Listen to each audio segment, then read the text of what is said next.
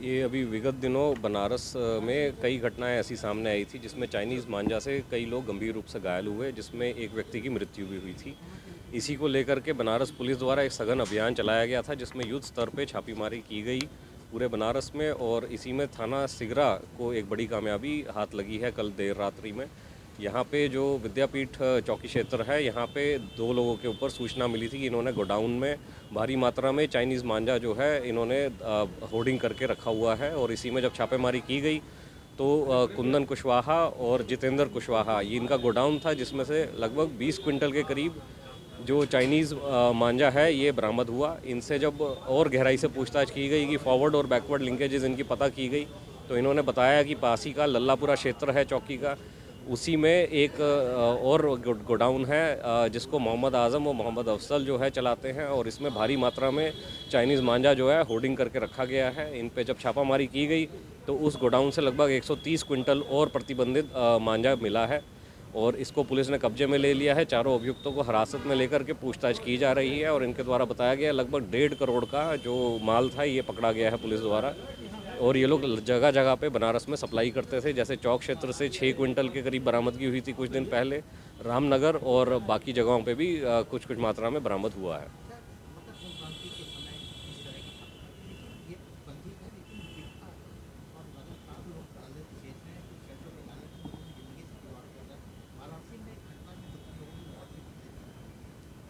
इसी में क्योंकि ये प्रतिबंधित इसीलिए किया गया था क्योंकि ये बहुत ही जानलेवा है। ये बहुत जो शार्प, जिसमें कांच लगा कर के इसको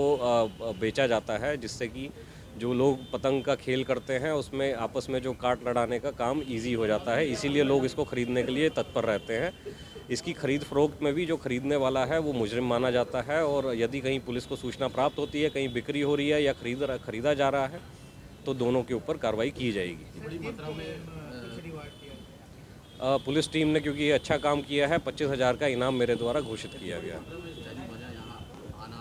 उचित बन गया क्या? ये नहीं मानते ये कि कहीं ना कहीं से कहीं ना कहीं ये कहीं ना कहीं से गोपनीय रूप से ब्लैक मार्केटिंग के रूप में ये लाया जा रहा है, और इसका भी जल्द खुलासा किया जाएगा कौन इसके पीछे है। यदि कोई गिरोह है तो उसका भी पता लगाया जाएगा, और गैंगस्टर एक्ट के तहत इसमें कार्रवाई की जाएगी।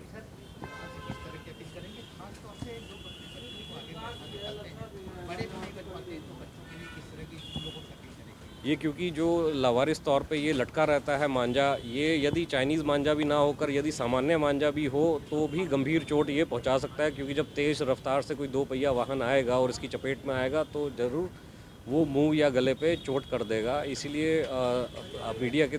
तरफ से सभी से हमारा अनुरोध है कि ट्रैफिक नियमों के तहत सभी लोग हेलमेट ज़रूर लगा के चले। बच्चे अगर यदि आगे बैठ रहे हैं तो बच्चों को भी हेलमेट पहनाएं, और पूरा मुंह कवर करने वाला हेलमेट पहनाएं, जिससे यदि ऐसा कोई लावारिस लटका भी रहता है, कोई वस्तु, मांझा ही नहीं सिर्फ और भी कोई वस्तु यदि लटके रहती है, तो सर और मुंह बचा रहेगा उससे।